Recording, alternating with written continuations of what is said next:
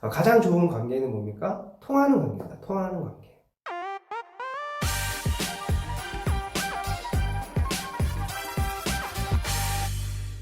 안녕하세요, 강우 작가입니다. 오늘은 연인관계나 부부관계, 그런 친밀한 관계에서 갈등이 생겼을 때 어떻게 해야 될까에 대해서 말씀을 드리겠습니다. 노래 중에 이런 가사가 참 많습니다. 그때 내가 이렇게 말했다면, 그때 내가 이렇게 반응을 했다면 어땠을까? 그때 내가 그 친구를 잡았으면 어땠을까? 그만큼 참 헤어지고 난 다음에 후회되는 일들이 많다라는 거죠. 사실 우리가 연애를 시작하거나 결혼을 하거나 그럴 때 그 과정에서 얼마나 많은 시간과 또 자원과 에너지를 소비를 합니까? 정말 많은 노력을 하죠. 그래서 썸을 타고 사귀기 시작해서 이제 나중에는 정말 이 사람이다 싶으면 결혼까지 하게 되는데, 그렇게 많은 노력을 했음에도 불구하고 갈등이 왔을 때 갈등 상황을 제대로 해결하지 못해서 잘못된 대처를 해서 정말 가슴 아픈, 차라리 아예 시작하지 않았으면 좋았을 뻔했다 라는 마음이 들 정도로 힘든 그런 고통을 겪기도 합니다. 사실 인간관계에서 가까워지고 친밀해질수록 갈등은 생기지 않을 수가 없습니다. 왜냐하면 자라온 환경이 다르고 교육받은 것도 다르기 때문에 생각이 다 다르죠. 우리가 가족 간에도 형제자매 간에 어떻습니까? 정말 성격이 다르잖아요. 그래서 많이 싸우기도 하고 그러는데, 정말 가까워졌다면, 그리고 정말 서로의 속마음과 생각을 잘 말한다면 갈등이 생길 수밖에 없어요. 그렇기 때문에 이 갈등을 잘 해결할 수 있는 그런 방법들을 아는 것이 정말 중요합니다. 뭐든지 시작하는 것보다 더 어려운 것이 유지하고 발전시키는 거죠.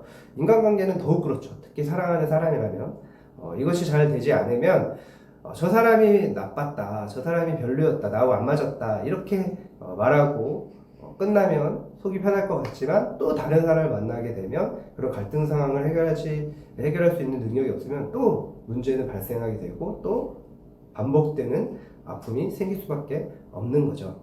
그래서 어떻게 하면 저 사람과 사귈 수 있을까? 어떻게 하면 저 사람과 결혼할 수 있을까? 이것 이상으로 중요한 것이 갈등 상황을 해결할 수 있는 그런 방법들을 배우고 또 연습을 하고 실천을 하는 것입니다. 그래서 오늘은 갈등 상황이 생겼을 때 갈등을 해결하기 위해서 꼭 해야 될 3가지 방법에 대해서 제가 간단하게 말씀을 드리겠습니다. 먼저 첫 번째, 반드시 이것부터 해야 됩니다. 이건 뭐냐면 감정을 가라앉히는 것입니다. 화는 화를 불러일으킨다 라는 말이 있죠. 우리가 갈등 상황이 생겼을 때 제일 먼저 드는 감정이 부정적인 감정일 때가 많죠. 화가 난다든지 질투심이 일어난다든지 여러 가지 부정적인 감정이 일어날 수 있습니다. 그럴 때 감정을 가라앉히지 않으면 통제되지 않은 언행 때문에 상대에게 돌이킬 수 없는 상처를 주거나 또 그것이 내 약점이 될 수가 있습니다. 상대가 생각했을 때 내가 아무리 잘못을 했을 때 저렇게 화를 내고 또 부적절한 언행을 하게 되면 이 사람을 믿을 사람이 아니구나, 이 사람과 계속 같이 했다가는 내가 더 큰 고통을 당할 수 있겠구나, 이런 생각이 들 수 있거든요. 그래서 내 감정을 가라앉힐 수 있는 나만의 방법을 찾아서 연습하고 훈련하는 것이 굉장히 중요합니다.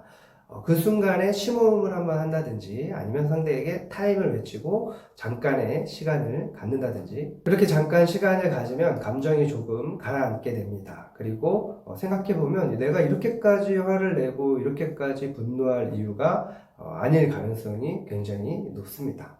그리고 상대도 저 사람이 나를 위해서 이렇게 노력을 하는구나, 그런 마음이 들겠죠. 그러면 서로에게 도움이 될 수 있는 그런 갈등을 해결할 수 있는 대화를 할 가능성이 굉장히 높아지게 되죠. 상대방이 자신을 공격한다는 기분이 들 때는 누구도 자신의 잘못을 인정하고 싶어 하지 않습니다. 그러니 대화하기는 더 어려워지는 거죠. 정말 표현하고자 하는 의사가 무엇인지 잠깐 생각해 볼 시간을 가진 후에 가장 바람직한 방법으로 상대에게 그것을 표현할 수 있어야 됩니다.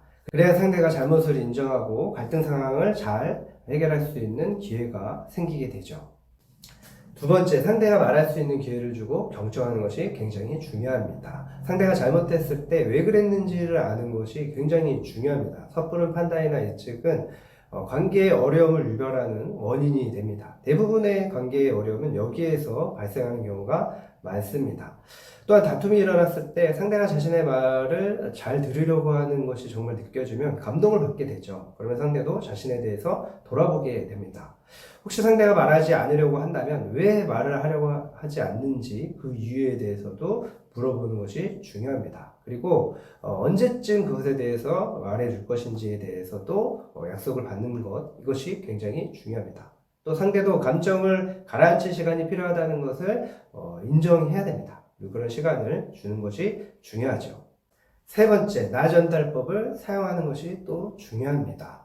말을 어떤 방식으로 하느냐는 너무 중요하죠. 같은 내용일지라도 말투에 따라서 전해지는 그런 느낌은 완전히 다르게 됩니다. 특히 나 전달법은 이야기의 초점을 상대방이 아닌 자신에게 맞추는 방식입니다. 자신의 관점과 감정의 주인 노릇을 할 수 있어야 되는 거죠. 나는 이번 사건에서 이렇게 느껴졌어 라고 말하는 것입니다. 관계가 회복되고 좋아지려면 대화가 돼야 됩니다. 대화가 정말 중요하죠. 네이버 국어사전에서 대화를 이렇게 설명을 합니다. 마주 대하여 이야기를 주고받음 또는 그 이야기라고 합니다. 대화는 서로의 이야기를 주고받는 것입니다. 각자의 주장만 하는 것이 아닌 거죠. 그러니까 갈등 상황에서 서로 막 상대에게 막 자기 이야기를 하면서 네가 이걸 잘못했다, 네가 이랬다 이렇게 하는 것은 사실 대화가 아니죠. 아니면 자기의 생각만 자꾸 관철시키려는 것, 이것도 대화는 아닌 것입니다. 대화를 통해서 뭐가 일어납니까? 의사소통이 일어나죠. 가장 좋은 관계는 뭡니까? 통하는 관계입니다. 통하는 관계. 연애를 시작할 때도 그렇고 또 결혼할 때도 가장 중요한 이유 중에 하나가 뭡니까? 저 사람과 나는 통한다. 통한다. 대화가 되지 않는다라고 생각하면 사실 관계가 더욱 진척되기는 힘듭니다. 유지하기도 쉽지가 않죠. 대화를 잘하면 서로 통하는 그런 친밀하고 행복한 관계가 되는 것입니다. 사실 대화법에 대해서도 정말 많은 공부와 연습이 필요하죠.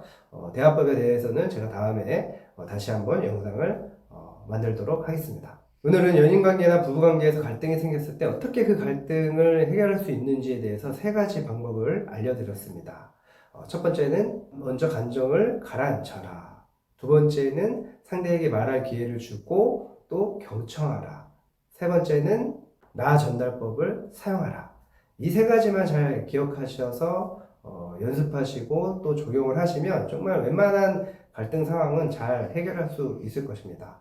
최소한 그때 이 말은 했어야 됐는데 또는 그때 이렇게 행동을 했어야 되는데 라는 후회는 하지 않도록 지금 여러분이 할 수 있는 이 세 가지 방법을 꼭 활용할 수 있기를 바랍니다.